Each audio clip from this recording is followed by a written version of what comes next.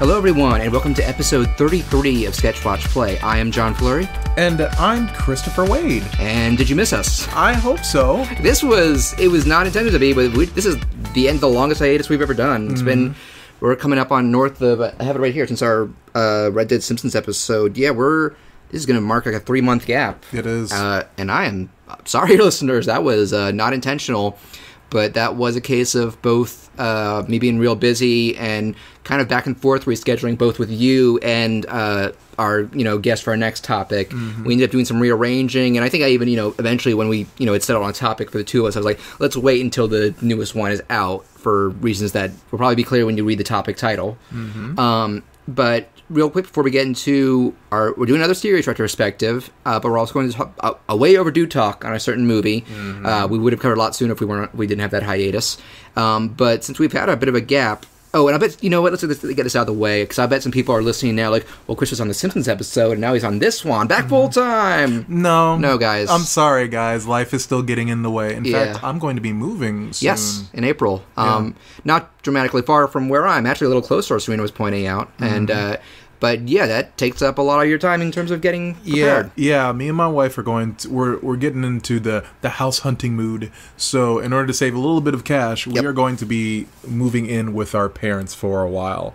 So things are going to be very, very tight for us. So still not full time back onto the podcast. I'm afraid to say. I'm sorry. Because you've still got the full time work and personal projects. Yep. Even on top of that, even on top of moving. Yep. I still have all that. Yeah. I was talking to you a few weeks ago because it did sound like you were affected by the government shutdown since you have a government job. Mm-hmm. But you were saying even despite all that, they'd kind of.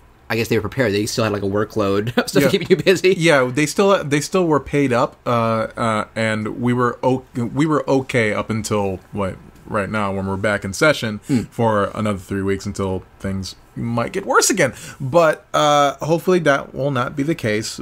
But me and a couple of friends were affected in some way because of the shutdown, unfortunately. Mm-hmm.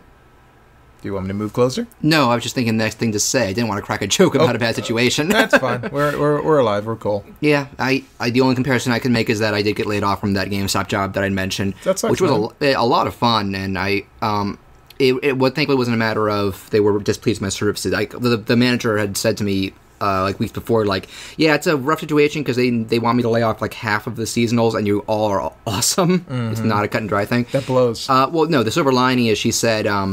There's still a lot of other blends nearby that are hiring, and I asked about a referral. She said, "Yeah, I can definitely do a good referral for you." That's good. I don't think GameStop could ask for a better referral than she said. They consider her one of their best new managers too. That's so good. They're like, "Oh, if she likes him, then there you go." So fingers crossed. I still need to get out and actually do an application. Okay. But I've been back full time with the housing job, and I guess we should also bring up how'd your holidays go? Our holidays went all right. I'm turning to my wife here, who's he's laying next to us and just chilling, as it were. What did we do for our holiday?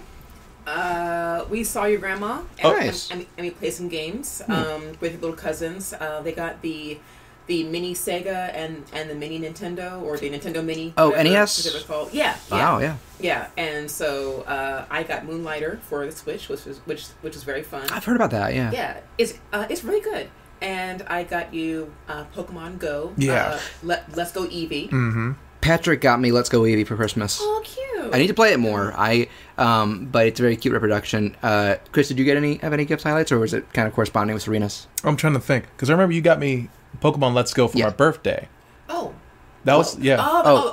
That's right. My mistake. I got you Mario Party. She got me Mario Party. Super Mario Party. Nice. I've heard good things about it. Yeah, it's really fun. Yeah, best one in a while, apparently. Much like a lot of things on the Switch, actually. Yeah. So after the Christmas holiday, we spent some time. We spent like half the day at another friend's place. Mm-hmm. And what they did was they hooked up the Switch and played Gris? I think it's pronounced Grease. Grease, yeah. Grease is really cool. It's so, I mean, you can beat it in about 3 or 4 hours, I guess. I think it's more atmospheric than challenging. It's very atmospheric, and there's a lot of interpretations you can glean from it. But there's no dialogue, right? No. No, there are though. I will say that there are some challenging puzzles. Yeah, right. Especially like towards the end. They actually, the ending kind of made me cry. I've heard some people say it touches on some very personal themes or something. I'm curious to try it out because it also looks like a really cool art style. Yeah, the way the environments move. It's and very. Stuff. Myself. I did. I had a fun Christmas. We pretty much have a set in stone Christmas tradition, which is all go to the parents' house Christmas Eve and Christmas morning to do the gift swaps and chill and for the first time in a while, my grandma Mimi, the one who I showed the movies and the games to, she always has a brunch at her place. Aww. And for the first time in years, I actually went because I had to work Christmas Eve, so I missed. She actually often comes over for Christmas Eve dinner. Yeah. So I missed that. So I wanted to say hi to her, and then we did another. We always do another one at my aunt and uncle's for the Flurry side on during the evening. That's pretty fun. Okay. Gifts wise, I got less gifts this year, but I'm not complaining. Both because one, Christmas isn't about gifts. Cue the Grinch metaphors and all that. But two, my parents did a big surprise in around November. I've been using this old Camry for a couple of years. I'm sure you guys had seen it. Yeah. It was pretty junky looking and such, but I can't afford a fancy car, so I took what I could get. It started making weird noises with the brakes in October. I had it looked at, and they're like, the braking belt, like one of those things, has been kind of ground down. It's not safe to drive, and apparently would cost as much as a new car. Oh, that's so blows. we sold it again, and I was borrowing my mom's car for like a couple weeks, and I was like, all right, we'll figure this out. When they figure it out, we'll figure it out. They always have a spare, so that's nice. Christmas morning, one of the gifts I get is this envelope, and it says, hey, your gift's in the garage from Santa. And I've been thinking, I talked to my parents about, because they were trying to figure out my sleep issues. I was like, oh, maybe it's a new mattress. I go in, and bam, the nice blue Prius. Oh, cool. Wow, that's awesome. That is cool. And it handles really well. Other stuff that I can tell they probably gauged it as a pick for me, like its mileage. The tank lasts over a week typically, and a full tank like $15 compared to the Camry, where I would have to refuel it like twice a week, and a tank costs $40. Yeah. Like night and day. I can actually pay for all my own gas again instead of calling my dad and like, hey. That's awesome. So yeah, and other than that, most relevant thing I got, and I asked for it because of the Smash announcement, was Persona 5. Finally trying that out. I need to get back to it. I've been a little preoccupied with stuff like Smash, Red Dead, and now Kingdom Hearts 3, obviously, and work. But I will say it's very well written, but it's also very long, even in the opening sessions. But I do intend to get back into it, and I'm very interested to see how they interpret Joker's powers as the Persona in general as a Smash character and arena. I'm actually really interested to see if they actually do a new version. Well, a new version of Persona, or a port of Persona 5 for the Switch. Yeah, that's been the rumor that they'll do what they did Persona Golden. I feel it would make sense if they want Joker to be there, because I guess he's still technically on the account because they're doing one of those Q spin-offs for the 3DS. But that was really a left field or whatever. Yeah. And also Piranha Plant's out for Smash. I saw that. He's pretty fun to play as, pretty unorthodox. And a lot of people are having so much fun with it, from what I can tell. Yeah. Are you still bitter? No. Oh. I actually called that. Like, I wasn't exactly bitter about it in the first place. Oh, Zach was bitter last time. That's what I'm Yeah, and I actually like the idea of Piranha Plant. I mean, sure, it kind of pisses people off, and I know why. Because he was asking for it. Yeah, and it's like... Alan, not Zach, excuse me. It doesn't really feel like it's... It felt like a throwaway character, but when I saw its moveset, like, during the announcement, it looked really cool. Yeah. And now people are having a lot of fun with it. Yep, and... I mean, if it means anything, because I know people often get mad at Sakurai because apparently he's the one who chooses these characters. He's actually said everyone from Joker onward, Nintendo. I guess that technically they gave him a list and he had to narrow it down. Yeah, but it was not what he came up with. It's not his call. And people were at first thinking that'll mean very boring picks, but then the first one was Joker, and so now we're like, yeah. Yeah. I still got fingers crossed for Sora. The customer is not always right, guys. I still got fingers crossed for Sora. He'd be perfect. I got my fingers crossed for... Who do I have my fingers crossed for? I know we talked about it a while ago. Yeah, I know Banjo's not getting it. It would be nice. But I'm really hoping for Rex and Pyro. Yeah, I mean, they did that Mii outfit. I feel like they said like the reason for him and the ARMS characters not being there was just because those games were started too late after they finalized the roster. Because they always finalize the newcomers when they start making the game. Yeah, I guess. DLC is the exception, but so we'll see. Yeah. And yeah, I thought that was such a given. Yeah. I did that video like they were no. The only one I got right in that video was I said we'll get another Fire Emblem character, and we got Chrom. Yeah. Who's actually one of my mains now. I love him. That's cool. Fun and cute thing. I was talking about Patrick with Smash, and I was talking about it's cool they got his 3DS voice, and I was like, yeah, Matt Mercer. I like it. And he's like, wait, Matt Mercer, I think Mercer does voices. I'm like, yeah, he's Chrom. He's like, what? He's like, wait, what do you know him from? He's like, he does a D&D podcast because Patrick plays D&D. I didn't know that. Yep, that's cool. And yeah, so Christmas was fun, and I did go to MAGFest again last month. How was that? That was fun. I did a lot more panels this year. Really? Yeah, and there was less in terms of like individuals that I was like, oh, I have to meet this person. But there was one that I had fun with. We're called. Have you heard of Retronauts? Retronauts. Their name is familiar. They're a podcast that talks about older games. Okay. And they did one about a Nintendo division that did a lot of experimental stuff with music and they all ended up creating WarioWare and Rhythm Heaven. Oh, okay. So that was a fun, informative thing. I briefly saw my friend Elizabeth, the cosplay friend I met with, but she actually was very busy, and I only did a proper catch-up with her and other friends like a week ago. Mm-hmm. And I also went to a panel about game design and engines, because I'm looking into, I actually did download, because I found out it's free if you're an amateur, Unity. Yeah. I want to try and mess around with doing prototypes and seeing how hard it is to program in that, because I don't know anything about programming, but I'm a designer. The downside is, after MAGFest, I came down with the flu for the first time in my life, and I was out of commission on my couch for a week. Wow. Sweating and bad stomach. That wasn't fun. That blows. Yeah. So I'm going to be trying to be careful next time. You're not the only one. No, I'm not. And I was still doing my usual thing of like hand sanitizers and airborne the whole time. But when I was in that Retronauts thing, there was one guy a couple rows behind me, like hacking, wheezing. I'm like, I should get out, but I didn't. I hate that. Yeah, I was like, why are you even here? So my boss is currently hacking a lot, and he's coming down off a cold he's had since December. Oh my god. So it's like, on one hand, I want to give him like, I want to be able to give him some tea without coming off like I'm trying to kiss his ass. But it's like, you could also say I'm trying not to catch it myself. I'm just like, I want you to stop being in pain. Is your boss a decent guy? Would you say? Yeah, he's a decent. I like him. He's a decent guy. Okay, because I was worried I was gonna make like an Agretzko. No. I just don't want to give him the impression that I'm trying to brown nose you. Yeah, no, that's a character in that show. No. I'm just like, I know what it's like to be sick. We all do. Just it's not fun. Try to get better for everybody's sake. Just go home. But I mean, if he's the boss, it's kind of feels like some sort of obligation. So yeah, MAGFest was fun, but let's get into not something that's so much something that's like our own lives, but a little more online that people have heard. So we both have had some stuff going on lately with the Reanimate collabs. Let's get the big one out of the way. Kirby Reanimated came out. Huh? It's over already? Do you know how long it took me to do that? One more doodle, I'd have been off my noodle, sire. Yes, it did. Which you were trying to like the first 2 minutes. I was surprised because I didn't. All right, did you not know where it was placed? No, I didn't know. I intentionally did not watch that episode. Okay, so I could. Had you seen it before, but you just didn't remember? No, I have not seen an episode. That's like the most famous one because it's so meta. Yeah, I intentionally did not watch that episode, so I can. So whatever I created could seem a little fresh. Wasn't influenced by what? Yeah.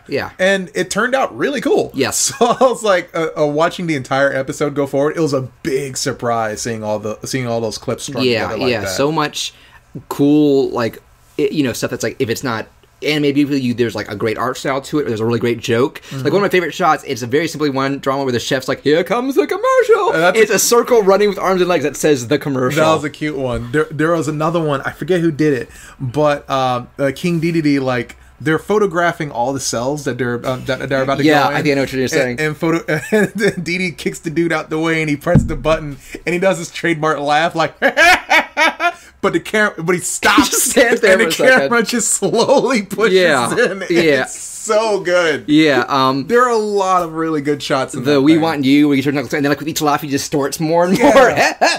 A lot of very funny, very cute stuff. Highly recommend you check it out. People have been loving it, and I actually saw the other day something on Nico uploaded with the Japanese subtrack. Oh, so you can hear DDD in their Japanese voice even on your shot. I didn't know that. Yeah. That's cool. Though I mean, I'm very partial to Escargoon sounding like Poland. Yeah, I've been walking around just muttering stuff like "one more dude, I'll be off my noodle. I'm going Kirby Cookie." That's just stinking thinking.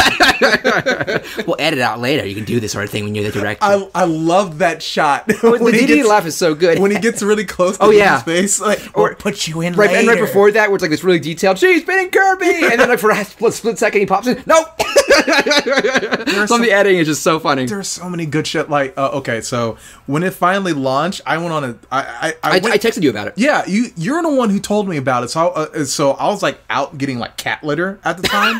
So I after I was like rushing out with PetSmart and trying to get home to watch it. Yeah, I mean, you can pull it up on your phone. I actually did wait till I got home from work to watch it on my TV. Yeah, so I finally get home and I rewatched the entire thing, and I was so on a sugar, well, not a sugar high, but I was on such a high from that I was like, I went on the line to like congratulate everyone, and it was so good. I felt like I was annoying people after the fact, but I was so happy because it looked so good. And it's got like 500,000 views already or something. Does. People are really eating it up, and that's even excluding like it's on Newgrounds to some other sites too. Yeah, big hit, and man, it's just kind of proof of why I love the Reanimate. Like, it's been blowing up as a concept in the past couple of years. Yeah, and I just think it's a fun experience to like see something fresh or even see something for the first time, and it can be very trippy, but it's also just very funny. Yeah, like they have to do jokes that are purely visually driven sometimes. So yeah, look that up, Kirby Reanimated. They're on Twitter and YouTube and such. And switching gears a little bit, because I've talked about it in the past, and it's been going on since August. But you're kind of making one now, aren't you? Well, we talked about it, the WarioWare Gold one. Yeah.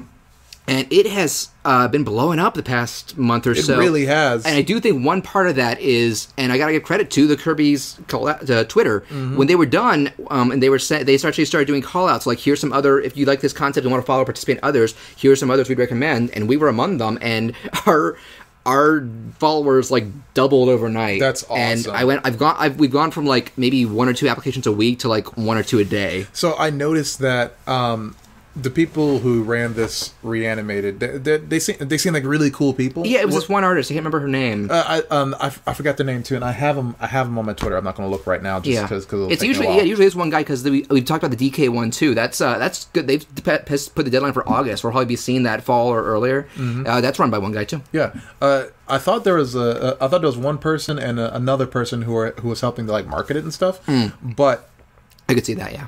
The one thing that I found was very beneficial was it took me a long time to get that shot down. With DDD. Yeah, obviously the animation takes a long time. Yeah, but every time there's a lot of movement. Like, he had to follow through with his body parts and clothes. I kept underguessing how long it was going to take for me to finish. So I kept like hounding the lead. And like, hey, it's gonna take me a while to like finish this. Yeah. Luckily, and I hate to say luckily, they were going through some things with their computer at the time, so they had to keep like pushing back their the laptop deadline. was sent in for repair with the project files. So when they kept pushing back the deadline, that gave me more time to finish my scene. Yep. And even then, people were still dropping off for one reason or another. Yeah. Oh, that's happening with Wario. I've had a couple where I don't have a deadline yet. I'm thinking, because we got so many applications that like our roster was filling up really quick, but there were still plenty of people who seemed interested. So I decided to add 2 more full scenes and 1 more really quick Wario scene, because everybody loves Wario. And that's so the original roster is still almost done in terms of saving shots. Yeah. And then I think once those are done, I'll probably start brainstorming. I'm probably going to be guessing towards the end of the year or early next year. And you've been down, you're gonna have a shot. I am. You got an Ashley shot, a fan favorite. Yeah, a lot of people like Ashley, and I figured, you know what, she's a witch, and she dabbles in some craziness. Yeah. Why not? I'm excited to see your art style applied to her in Red as well. See, this time I actually watched a little bit more of the source material. Oh, you watched the cutscenes? Not all of them. But I watched Ashley's. I watched Wario's. I watched a couple other characters. I didn't see all of them. No. But I did do a little bit more homework this time around because I wanted to change it up a bit. Right. But you're less familiar with WarioWare than with Kirby. Yeah. So. Well, I'd say so. We talked about you only play like the Wii one or something. Yeah. So I think this one we'll see if it gets a little bit more consistent, but maybe I'll do something random like I did last time. And it's totally fit. I'm giving everybody creative freedom. I'm encouraging them. Do it. You can go down to the shot. Maybe just keep character placement the same, even if it's like I have a different angle, and nothing that would get like an R rating in terms of jokes or visuals, because kids will be watching that. Oh my god! So all right. So double backing really quick. So on the Kirby Reanimated, I think I know what you're gonna say. Yeah. So some people had. I noticed it too. Like, there was a weird trend. Tiff tits. So I accidentally. Oh, is it something different? It's something different. Oh my god! Just real quick, the character Tiff, like the main little girl, there were like 4 shots where people gave her breasts. Yeah, that was. So you're just signaling me to stop. Y'all going to jail. You were shaking your head and pulling up your hand like, stop. It's time to stop. Nope. No, that's actually better than what I was going to say. And then let me hear it. Okay, so Serena, brace yourself. When I animated my shot, I snuck in like a portion of Escargoon giving Dee Dee the finger. When he goes away, fuck you. He just flips him the bird, and then after it was done, I read I read the thing a little bit more clearly. Oh no, sweetie, no. Yeah. Wait, what thing? Well, you got to keep it like PG-13. PG-13. I guess it's still a little like risque. I mean, it's easy to miss. Yeah, Take solace in that. Yeah, like he was so small, in that scene that you really have to look, and apparently, like if whoever was editing this thing didn't catch it, then I'm sure they caught it and were like, it goes by so quick. At least he didn't give escargoon tits. Either way, snail tits. Yeah, or escargoon peener. Peener. I'm googling that. Peener. So I say all that. I totally do ship escargoon and DDD. I'm like, that's the only reason he would put up with them. They're an old married couple. Yeah, I ship them too. Oh, the part where I love the shot where he the giant DD and escargoon's hugging him. If anybody can stop Kirby, it's you, son.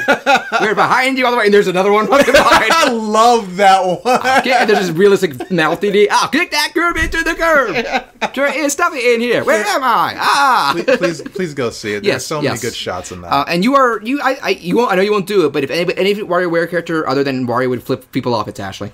Nice. And she just doesn't give a shit. Okay, I might do it. It's totally your call. We'll see. We'll see it more. So, but yeah, I'll leave it for someone else to do it. Wario Reanimated on Twitter. I think is it at Kirby Reanimated. Google it. You'll find them. Yeah. And we still have some shots available. And I've been trying to be very active on the account. I think that's also helped us grow because I don't just post when I do post and retweet. And maybe did a collection of when people put their work in progress or finished shots. And mine too. I'm getting close to being done with my Cat and Anna shot. Yeah. And the current roster, for other Wario fans, we're doing 2 of Wario's really quick scenes that he cuts in with. And then the intro and outros for Ashley, Cat and Anna, 5-Volt, 9-Volt, Dribble and Spitz, who are added, and the dance team, which is half the characters show up at a nightclub in the late game. And I thought that was a good way to sneak in more of the characters that we didn't cover. Because I was like, I'd like to include Mona and Orbilano. It would be too much. Okay. I don't want to get in over my head. No, that's fine. And last thing I'll say about Reanimated, because I sent this to you but didn't get a response, but I thought this would be up your alley to at least follow. Did you see the Cats Don't Dance Reanimated? I did see the Cats Don't Dance. I didn't see your tweet about it, but I actually saw it a couple They're doing, days the Big ago. and Loud scene? Yeah. Yeah. Oh. We should do an episode about that movie someday. So we saw, we watched the All Dogs Reanimated. I sent that to you as well. Yeah. Can't Keep a Good Dog down. Yeah. I didn't know about that till recently. That was been out for a while. Yeah. That was neat. It was really neat. We were kind of concerned about the in a bit of Siam scene. They didn't... Yeah. Someone redid that, and they did it really classy. Right, no, it wasn't itchy and Yellowface. No, it wasn't him, and during the face. Oh, Dom. Yeah. I'm like, cool. Good job. What? I gotta say, my mom would laugh. I'm sure she would laugh uproariously if she saw that because she thinks it's very funny to speak in that accent. Yeah, so I'm like, God. Yeah, good going, Mom. Yeah, we all did back then. I didn't. Now, not so much. Well, good. You were a good person. I keep telling her because my friend Elizabeth, she's Vietnamese. I'm like, oh, Mom, you got to meet her and then just start doing that voice. I love it. Oh, yeah. You'd be her best friend. Not anymore. Not after that. No, and even she has said like John, I'm not gonna do that. Good. Man, I could tell some story about my mom like that, but she would be like, John, don't. She's probably already. I won't mention this episode to her.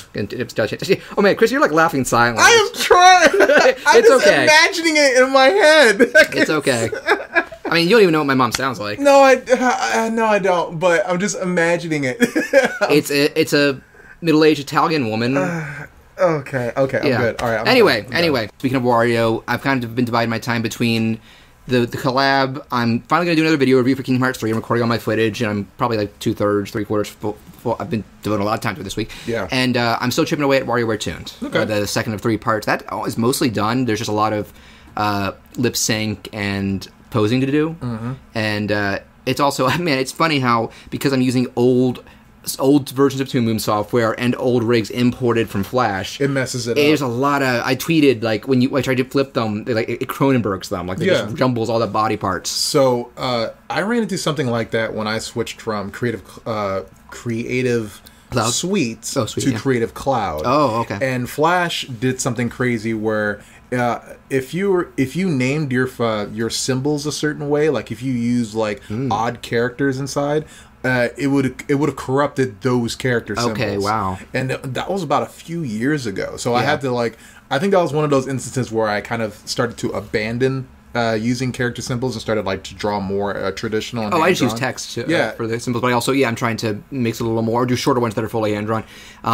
And right now, and I intend to when I do more Wario stuff after this, redesign everybody in Harmony itself. That's good. So it's better. Though I'm actually I want to switch back and forth. So when I finish Wario, my priority is going to be the first full Spacious episode. That's good. That's already mostly written. Okay. So then I just got to save up for voice acting and finish the rigs. Cool. All right. I'm probably going to try storyboarding. I can't believe I've done all this stuff. I've never really done storyboarding. That would make a big difference. I think it would. Yes, it would. So I think we're kind of caught up on our personal stuff. And may I say, your cat looks very, very chill right now. He is. He just got finished clawing my leg, and I did not appreciate it. Classic cat. Yeah, classic cat. But before we get into our big retrospective, we are way overdue on a certain movie talk. I feel I have a lot to say about it too. And I feel like if you've seen each of us on like Twitter or the like, then you've seen us definitely rave about this thing a bit. Let's talk Into the Spider-Verse. Wait, your name is Gwanda? Yes, it's African. I'm South African. No accent though, because I was raised here. Hey. Okay, then. Oh, God. So... Where to begin?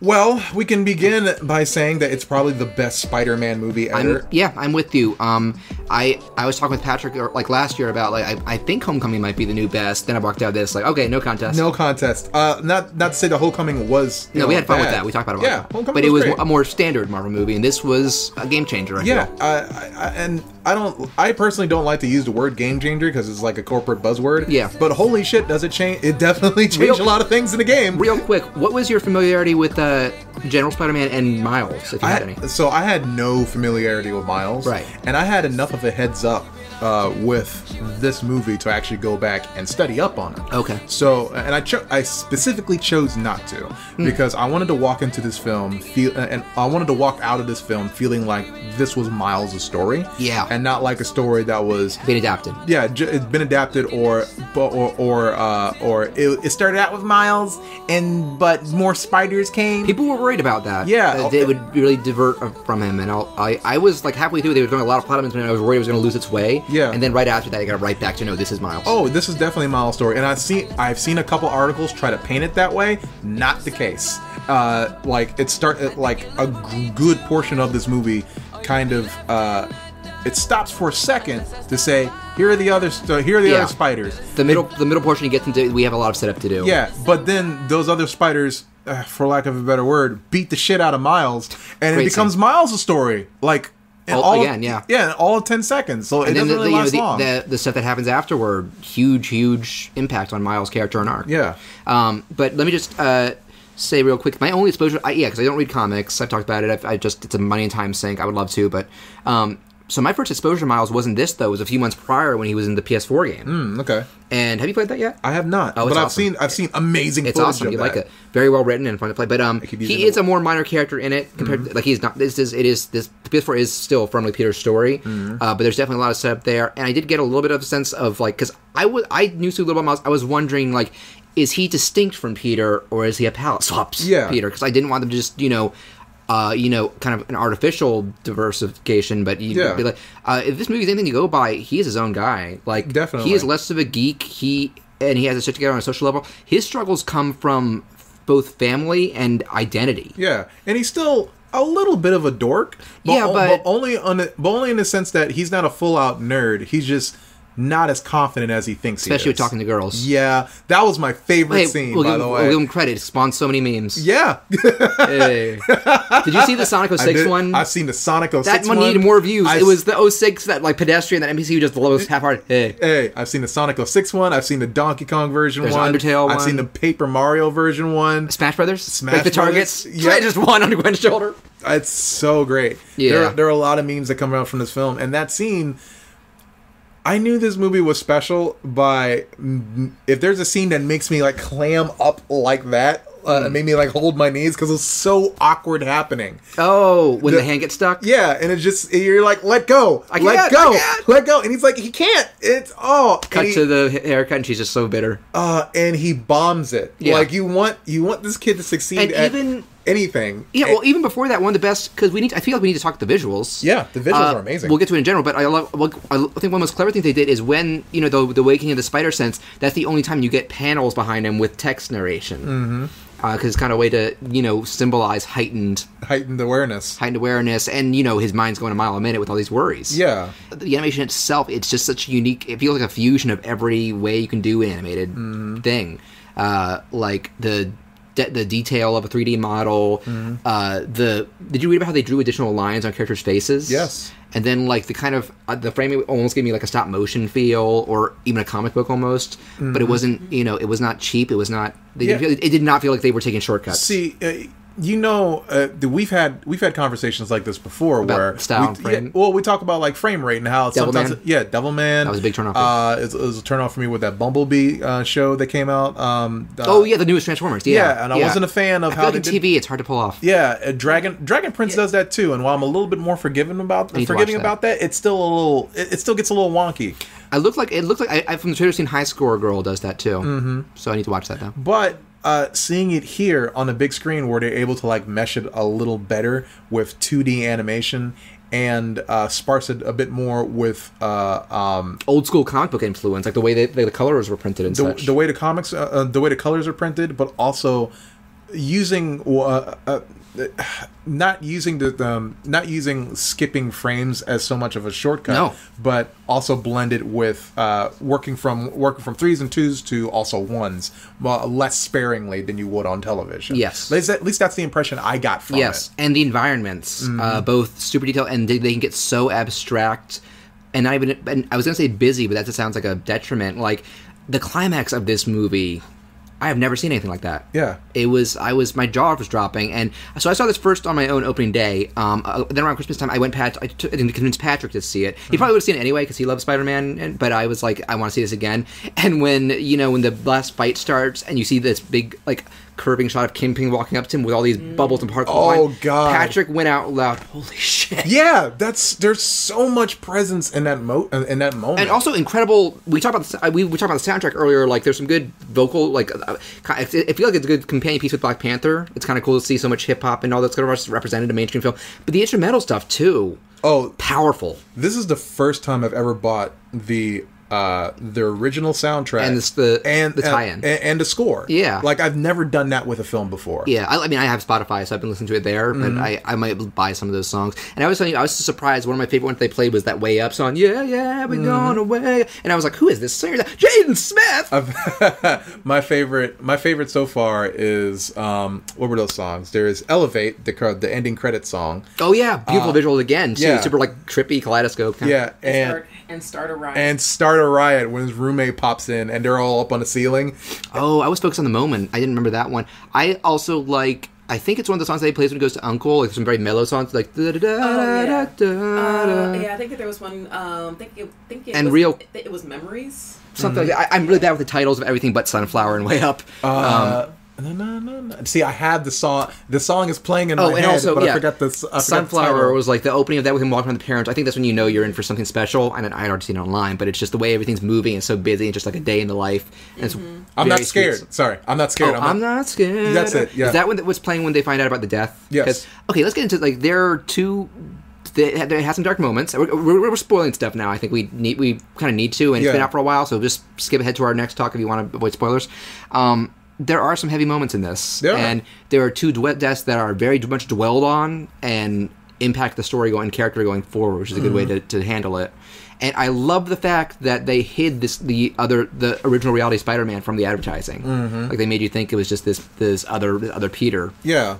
And they made you think it was just regular Peter in this world. Yeah, but it's not. Patrick was a little confused when it was really going on. And then he didn't even see the credits, but when it was last scene, he turned to me and went, "Is that Chris Pine?" I'm like, "Yeah." Another guy to jump from DC to Marvel. Actually, no, he's going to be Wonder Woman. So, but that was a nice touch and kind of heartbreaking. Yeah, they found a way to like we can kill Peter and still have him around without resurrection. Basically. Yeah. It was really a wise decision. And how the fact that, there's still an MJ and Aunt May in this world, and how that affects the Peter we see because bad stuff happened to him. We kind of noticed that there seemed to be a preference with Rest or I don't want to say Perfect Peter, but the crew title him as Rest in Peter, the one from Miles World. Yeah, Chris Pine, blonde. There seemed to be a preference to make him like sort of the Tobey Maguire kind of Peter, because it seems like that the MJ that he was with at the time looked like Kirsten Dunst or something. Kind of felt like Kristen Dunst, voiced by Zoe Kravitz. Yeah, And even like during the flashback sequence, or I'm sorry, the montage, kissing, hanging upside down. Yeah, well, hanging upside down, and he's even doing like the train sequence that everyone loves. Yes. Oh man, that's part of the Raimi movies. I was just like, yes. Well, it kind of reminds me because that's what Lord Miller did in Lego Batman. Yeah. When like Alfred name checks every movie, they do a recreation, and for Batman and Robin, it's just the nipples. All right. Yeah. Yeah, that did happen. That will stop you. What about the time on the boat? What about the time in the museum with the Prince music? Okay, so this movie had me right when I saw little moments of it on the commercials. Oh, which part? The part where Reston Peter is like, you may remember me from doing this and from doing this. Also, this part, and he's dancing, doing the Spiderman in the spider suit, and he's like, yeah, people didn't go for that. Yeah, he's like, we don't talk about that. I was in when the trailer showed the so popsicle because we've all experienced that. The so popsicle. Same thing with Sonic too. Or Ninja Turtles. Yeah, or SpongeBob. It is so perfect. So many so popsicles out there. Everyone can relate to that, and I think that was the moment where I was like, this vibes with me. This is Lord and Miller. Yeah. This is cool. Oh, and I really wanted to mention, because it wasn't directed by them, it was... They helped produce it. Yes, they wrote and write it. They were still hands-on. The three directors, I think two of them had helped with some of their live-action stuff, like 21 Jump Street. One of them is... Yeah, there's one I want to bring up. Peter Ramsey. Rise of the Guardians. Have you seen that movie? I have. I love that movie. Yeah. I love it, and it's so underrated. And I was championing that when it came out, and I was showing it to everybody, like, for relative I could, and I was like, I hope this guy does more. Because you know about the little milestone with him in that movie, right? First black director to direct a major animated American movie. I'm like, it only took till 2012 to Yeah. go on America. Now, I felt kind of bad because I was actually really bitchy about that movie before it came out. It didn't look great. No. I think that's why it didn't do well. It didn't give me the impression that it was that was going to be a good movie. No. But I took a chance on it, and I'm really glad it did because it surprised me. It gave me, like, classic Don Bluth vibes. Definitely. With its mood and motion. Mm-hmm. That's why I was like, always want to ask you if you'd seen it, because you loved old Don Bluth.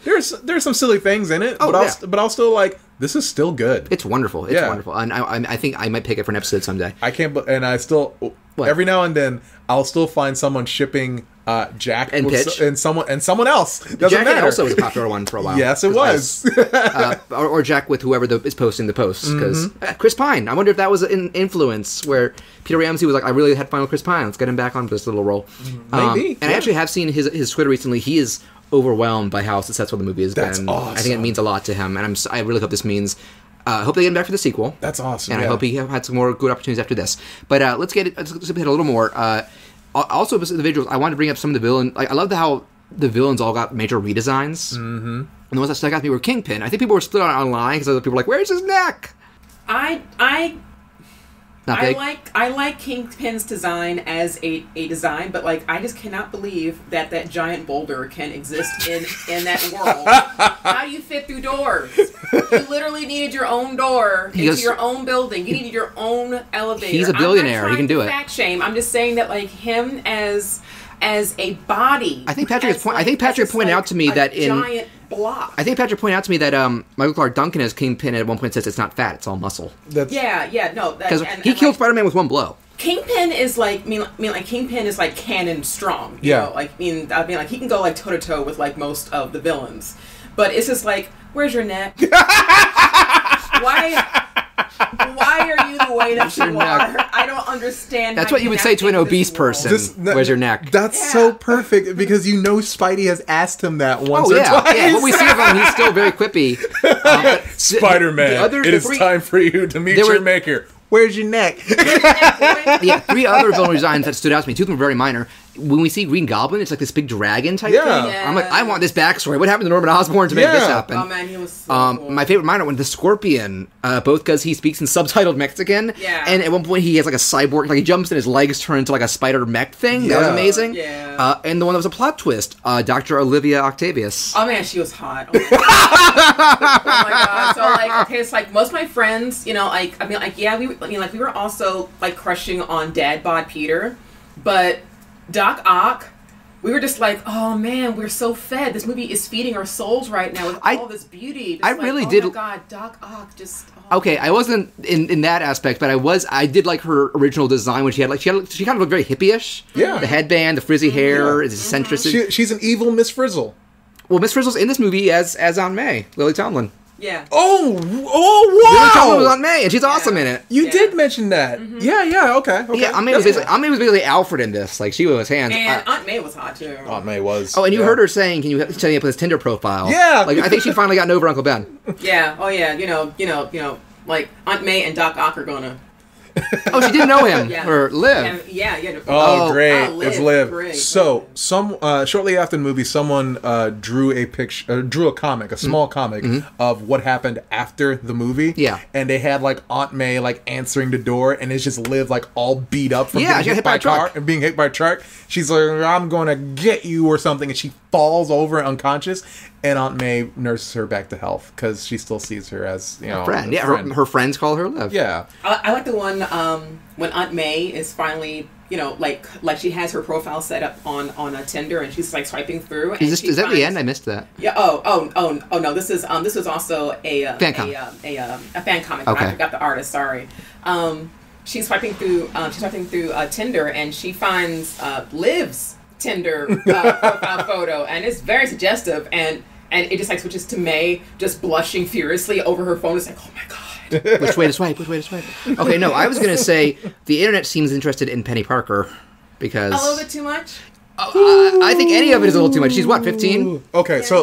So there are some criticisms about Penny Parker. I know that she's more serious in her original comic. She is very serious. It's much more of like a giant robot Evangelion kind of shit. Her classmates are Shinji and Asuka and Rei. I saw a picture. Yeah, it's like a legit it's a legit aesthetic homage to anime. And I have not read any of these spin-off comics, so I wasn't really the guy to be affected by what they changed. There are some people who are like kind of upset that, well, one, there wasn't a lot of Asian representation in the movie, but also two, that Penny is just an anime archetype. Very happy. Yeah, which, I mean, I was kind of okay with the anime archetype. Oh, one of my favorite visuals I want to go back to is all the details in her mech when there's cockpit views. Like, I want to free frame all, like, to look at all these details. But that's the thing, because we have a couple friends and a number of other people who are very down into Japanese culture, and like they study the language, and they were like, that ain't right. That's gibberish. That says computer. That's not what it should be saying. It's just legit. That robot is legit saying computer.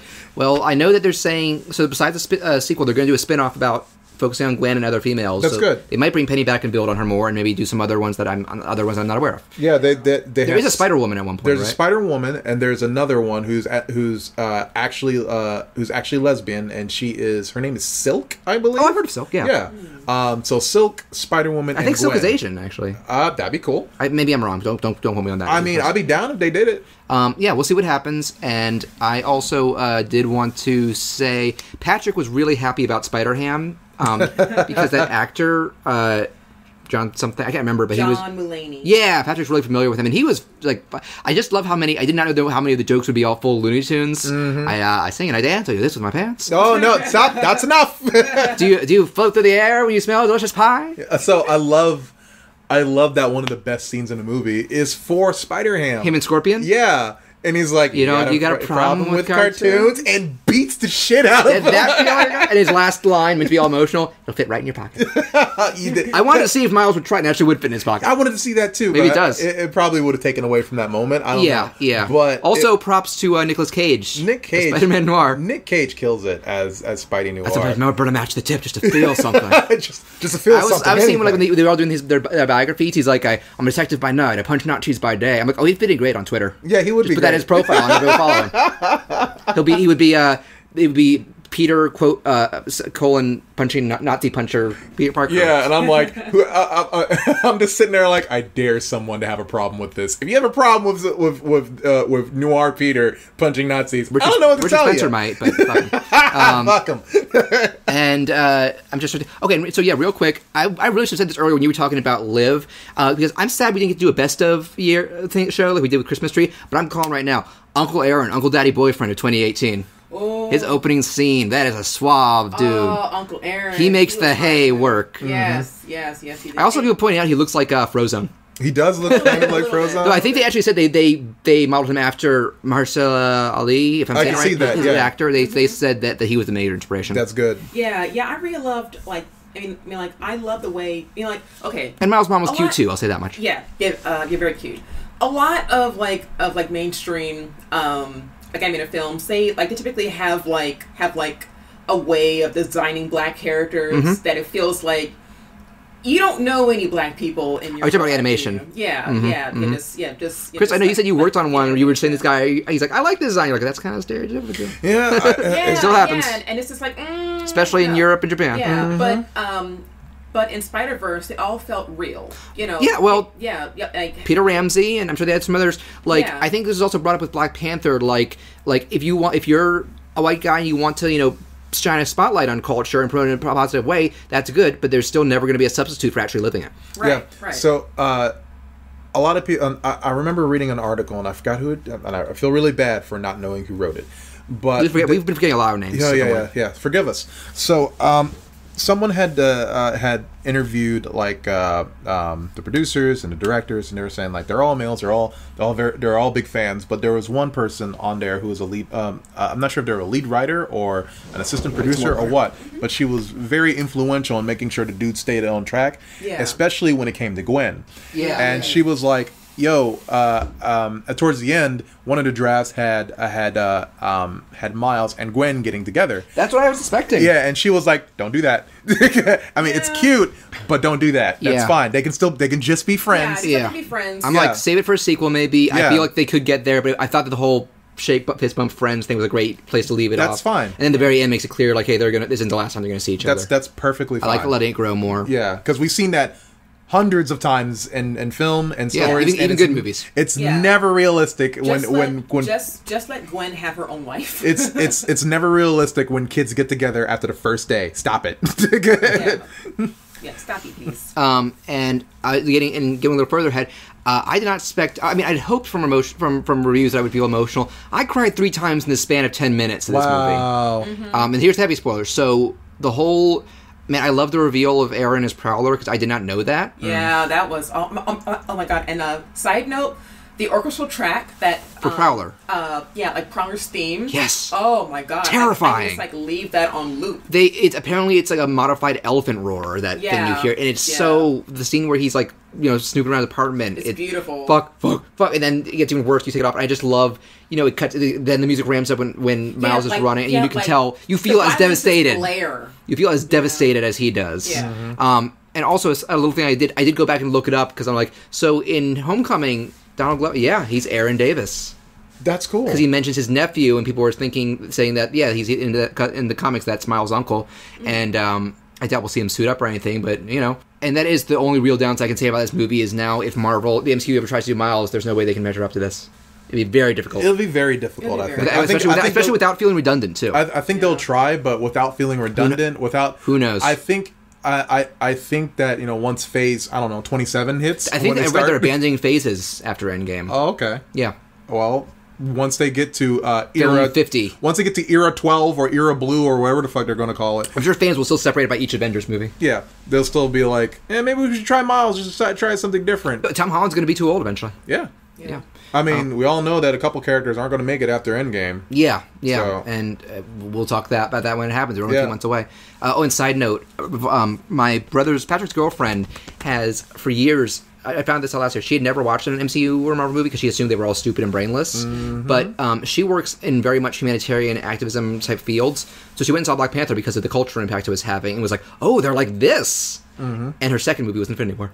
Oh. We were like, She was like, I liked it, but other than T'Challa, I didn't know what was going on. And so Patrick's actually been marathoning all of them with her. So, and she's been loving it, but it is funny how I'm like, man, you ruined a lot of surprises by you getting really did. Not even just that movie, it ruins a lot, it tells you a lot of details of other ones. So my coworker went through the same thing where she was like, Black Panther, Infinity War. Well, she was like, I'm going to go see Black Panther because I'm just going out to go see it. Also, I showed it to my mom for the first time recently. She loved it. Cool. It's a very standalone film. So yeah, it is, and that's what I really like about those standalone movies. Aside from the Avengers, I think they knew that it was going to be a lot of people's first. So my coworker saw Black Panther, and then she immediately said, "Okay, no one talk to me." For the rest of the week, I am marathoning Marvel movies. Good. Okay, good. From start. Good. From Captain America, from Iron Man. In order of release. Onward. Yeah. And she didn't. She's like, I'm all caught up. Let's do Infinity War. Good. Got her. Yeah, she was serious. I don't think Patrick's girlfriend was did that much research. And this is not a jab at you, Kaylin. You are a very smart person. But I feel if you Google a bit, there are a lot of reviews saying like, hey, you'll get more out of it.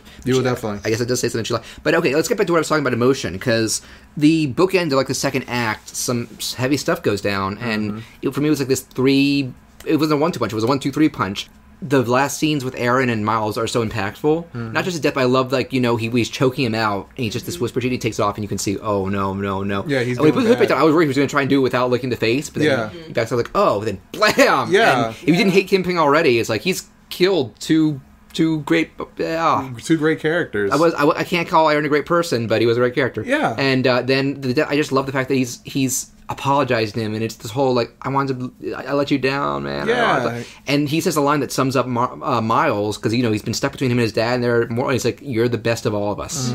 Like, you can take elements of all of this and be your own amazing person. Yeah. And that's beautiful. And then so then I was trying to recover. Then the dad visits the college dorm or high school, whatever. Well, even does that speech. Well, even before that, like Peter Burrito Parker shows up, and leaves him behind. Yeah, and he's like, "Nah, you got to stay." And Miles, he legit wants to be Spider-Man at this point, and he's like, "No, you just don't have it. You don't have it yet."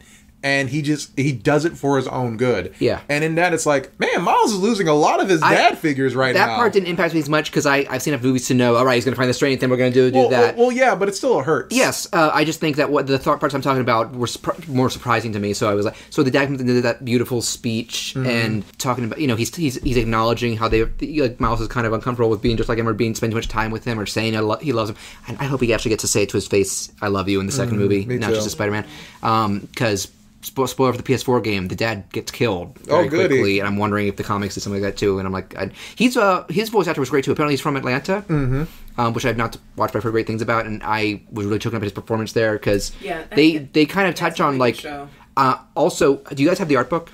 Yes, we do. The art book is fantastic. I got it immediately. It is so in depth, and one of the things they show that's also great character building is a photo of Jefferson, the dad, and Aaron in their younger, like their 20s days, chilling beneath the bridge in like street in like casual gear. It's really cool, and it's just there to drive the point home. Like for the first half of their life, they were inseparable, but one of them took the moral high ground, one of them took the low ground.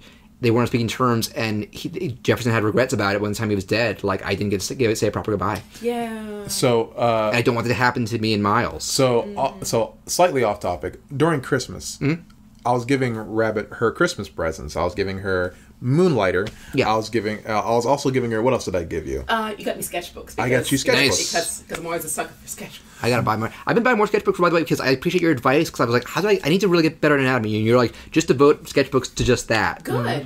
And I'm only halfway there. I start from one end for regular drawings, the other for anatomy and that kind of stuff. But hey, it's something. But keep going. So I basically trick her into thinking that those were the only gifts that I was getting, because we had a tree right where you're looking at the cat tree in the corner, the cat stand. Yeah, we had a Christmas tree just sitting there. Yeah, and we had one gift. I think I saw it in 2017. Yeah, we had one gift each under that thing. Okay, so she gets her sketchbooks and they're all set to go. Yeah, and then I'm like, you have one more gift, and I roll behind my desk over to my Sonic effigy over there. Oh yeah, same. And I open it up.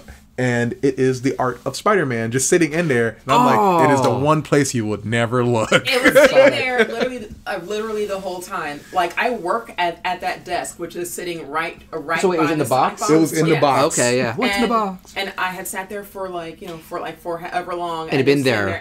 And I used to like Sonic when I was little, but I'm not a big Sonic fan. That's now. understandable. So I was just I would have. Why would I open up a Sonic box? I'd look there, never. Nice. It worked out. It was. And I highly recommend any fan of the movie and artwork, because I feel like some stuff from this could be influential to me later, especially when I try and get better at backgrounds. So can I touch on the fact that we've all watched animated films and got the Blu-rays hoping to see like a ton of extras and being like kind of disappointed, being like, well, why did they have characters talking about the behind the scenes? I don't give a shit about that. I want to see the actual behind the scenes. So Sony Animation was like, you know what? Dump everything, or dump as much as we can. And there's been a complete flood of behind the scenes footage online on Twitter. I need to look this up.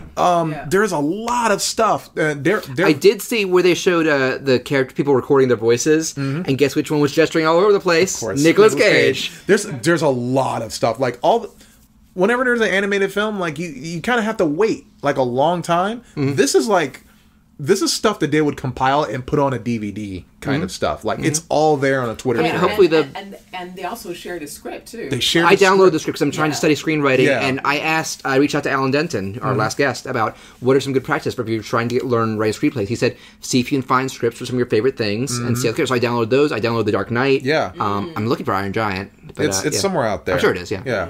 Beneath the Pale Moonlight. Yeah. It's all great stuff from what they've thrown out. Yeah. I just really does feel like such a labor of love, and I still one of the biggest turnarounds for, Sony did the Emoji Movie, and I was like, oh, they have hit rock bottom. But this must have been their morale while they were making Emoji Movie. They like, turned it back we know, around. no, they had to know, like, we know this sucks, but wait, just give us another year, Just guys. give us a year. We promise. It's going to be amazing. So this is on my top 10 of favorite films ever. I don't blame you. Yeah, and I know a lot of people who are like, I haven't felt this way since The Incredibles came out. Yeah, it was such I've a... seen it 3 times. I've seen it Twice. I've seen it. Patrick actually also just took his girlfriend to see it. Her first time and his second. He said she was a little confused because she'd never seen any Spider-Man movies or wasn't familiar with Spider-Man because there's so many deep cuts. But the movie as a whole, she really enjoyed. Yeah. That's good. Because I'm debating whether I should ever show it to Mimi because same with Lego Batman because she's not that knowledgeable about because there's so many it's made by geeks. Yeah. Yeah. And it's also just so fast. I think it's fast, but there's also a lot of slow points where you can kind of catch your breath. Yeah. And kind of get to know the humor's not raunchy and there's a lot of heart, so she would probably still be into it. Well, even with the stuff that we've seen in commercials, like the police siren scene when Miles is walking up the steps, I can watch that as many times as I want, and it's still fucking endearing. You gotta say it. Like, that's a copy. Who doesn't feel that way? We've all been there with our parents. Yes. They're only doing it because they love you. It's such a relatable thing. And he goes inside, and all the people, all the bunch of kids, are going, "Oh, I like that. That's a copy." Like, That's a you're copy. gonna rib for that for a month. All right. Say you love me. Say you love me, Dad. Gotta say it. Gotta say it. Hey, I love you, Dad. That's a copy. Dad, say it. I love you, Dad. That's a copy. I love. Okay, one more. Yeah. So I love that. I love how snarky Gwen is. Yeah, this is a good Gwen. As soon as Miles walks in and he says that line about Einstein, and she's like, "I'm sorry, it was just so quiet." And I'm like, I love her. Also, she was amazing. I think my now favorite Spider-Man costumes are Spider-Gwen and Miles when he's got the hoodie. Yeah. I have a thing for hoodies. You've seen how I design red and stuff spacious. So that was nice, but it's just even the colors too. Like the Gwen colors are so they pop, they suit her. Yeah, they're so vibrant. Same with Miles. It's there's both. Darker to represent his artistry, his ethnicity, but there's still highlights on the hoodie and the more intense reds. And that's the third part that made me cry from joy is his suiting up with "What's Up, Danger" and the orchestra playing behind it. Oh my gosh, this big montage like Aunt May took you long enough. Yeah, I wish that they had released the movie version of What's Up, Danger. Yeah, because they add instrumentals behind it. They're fan edits on YouTube, but there's no real one. Yeah. No. So I hate when movies do that and shows. I know. It's just just give us both. Just please, this is so good. So so at the end of the film, when Miles hugs his dad as Spidey, and you get that close up of just his squinty eyes, just so I almost cracked and Hey, can we talk about the voice? Yeah, officer, officer, hello, officer. You did a really good job. I'm looking forward to working with you. Love you. Wait, what? What? I've seen people who are speculating if they think that he's already put it together. Mm-hmm. Who knows? We'll have to wait a little while. I don't think so. But I do. Like I said, I still hope. I want him to say "I love you" as Miles. I want to especially because I'm like that dad could die. Yeah, yeah. I want to see that too. Hopefully, it doesn't happen. Did you guys stay through the credits? We did. Yeah. That's real quick. When the Captain Nueva York popped up, Patrick freaked out because he was very familiar with 29. He was like, "Yes, yes," and I whispered to him, "Oscar Isaac." That'd be It is. Are you pointing at me? No, I'm not. Oscar Isaac is Miguel. Oh, that's awesome. Where that guy is, Cool. and yeah, then that's a meme already. Yeah, and it's done. The meme is done now. Yeah, no one mainstream does it. No one will ever do that meme. Well, no one will overtop it. No one will overtop it at this point. Because I love the fact that that was if it was another Marvel movie, it would have cut off after, like, we're going to this thing. All right, standard tease, but then no, extra mile. Here's one more bit of absurdity. Yeah, how dare you point at me? Should, You're pointing at me That first. should be a character who comes into Miles' world in the sequel, is 60s Spider-Man. Yeah. He's all rigid. He's always, like, talking like this. I am 18. Excuse me, you're too young to be Spider-Man. And do you think he would quote some of the memes? I know Felipe once said there's, like, one where Spider-Man's overlooking, and he said the caption was, New York City, look at my dick. Oh, my God. Oh, my God. But yeah, so I think we're kind of winding down that talk, but all three of us, it might be on my favorite. It's definitely my favorite movies of the year. I make movies all the time that if I need to do a top 10 eventually because I feel it could get pretty close. Definitely top 100. I feel like the only three I can say for sure would be Iron Giant, Incredibles, and Castle in the Sky. Actually, Aladdin 2. That's probably my favorite Disney movie. But yeah, that's maybe that's a list for another day. Yeah. But any closing words on the movie or anything related to it? Go see it. Yeah, I know it's a cartoon, but it's so good. Besides got a problem with cartoons. And cartoons are just as valid as live action films. They are, especially if you love superhero movies and are being held back, are kind of scared off by being animated. No, this has the action. It has the heart. Yeah, it has the inventiveness. It does stuff you could never do in other movies. Please go see it. You're going to have a good time. I promise. Yeah. It's good. All right, that's Serena's final word. It's good. It's good. Talking Dog Billboard. What do you think? It's good. It's good. Oh no, what's this? You said you'd talk Kingdom Hearts on Twitter, John. What is this? Well, since we've had such a lull in new episodes, and our talk on that series is even longer than everything you've just heard, I'd rather not hold everything up due to editing, and want to give you guys something sooner rather than later to make up for that 3-month gap. Sometime in the next week or two, you can look forward to finally hearing our varied thoughts on the series, and how we finally feel about Kingdom Hearts 3 after all the wait and hype. And as one last bonus to make the wait easier, here's something I recorded in between episode portions where we made some small talk and I ended up showing both Chris and Serena Larry King's interview with Ben Schwartz and discussing his role as Sonic in the movie this year. Hope you enjoy. Did you see the interview with Larry King? No. Let me pull this up real quick. It's short. It's a snippet. Larry King brought it up and he had no idea what Sonic was. Mm-hmm. Oh boy. Okay, what's Sonic the Hedgehog? Sonic the Hedgehog is based that guy. Yeah, he's gonna voice Sonic. I believe that's he's on Parks and Rec. Yeah, he is perfect. I can hear it already. That can run really, really fast. And as a kid, it's like one of the most iconic video games of all time. And now they're making a live-action movie, so the fact that I get to play Sonic is like live action. It's live action. Live action. Sonic. Even he's like what? CG. So I'm just playing the voice of that. But everybody else, like Jim Carrey, plays the bad guy. I like the Carmen Robotnik though. Is in it, and so. But you're an animated. Yes, Larry King. God damn it! No, listen. So it's just my voice. Hedgehogs are interesting, though. I can't wait to see where this goes. What kind of voice does he have? I can't say it yet. They're not letting me tell. Wait, that's not that part. This is a very secret. Why do they do this? Is this real? Yeah, no. That's not the best part. They're not letting me tell. His response is after that. Why do they do this? If you wanted to be Sonic, tell me what do you think a hedgehog would sound like? I have no idea. I gotta hear it, Larry. You gotta take a leap. This is your Hello 150th episode. How long? That's Wait. I'm just a hedgehog. No one cares about me. Larry King doesn't give a shit about Sonic. Larry King. Does Larry King need to go down for a nap or something? He was cranky that day. Stop. Yeah. Oh, was he drinking my water? He was crying too. Sorry, so buddy. why do they do this? Why would they do this? Why do they do this? Hedgehogs are interesting. Larry King the Hedgehog. I saw somebody dubbed over like a Sonic cartoon clip with that Larry King voice. Hello there. Because yeah, real life hedgehogs are not fast. They are not. They are stumbly little dudes. But they're very small. And cute. They're very small creatures. You're gross. They're interesting. No, they're cute. Interesting. You're gross, Jonesy. Don't do that. I think we're talking to Serena for a second. No. You're gross. I love you. Well, I tell him that. So. Oh, cool. Fine. All right. Patrick tells me that. I don't tell him that. Well, you know what? Maybe you should. Nah. Just throw it right back at him. Nah, he's not that gross. Oh.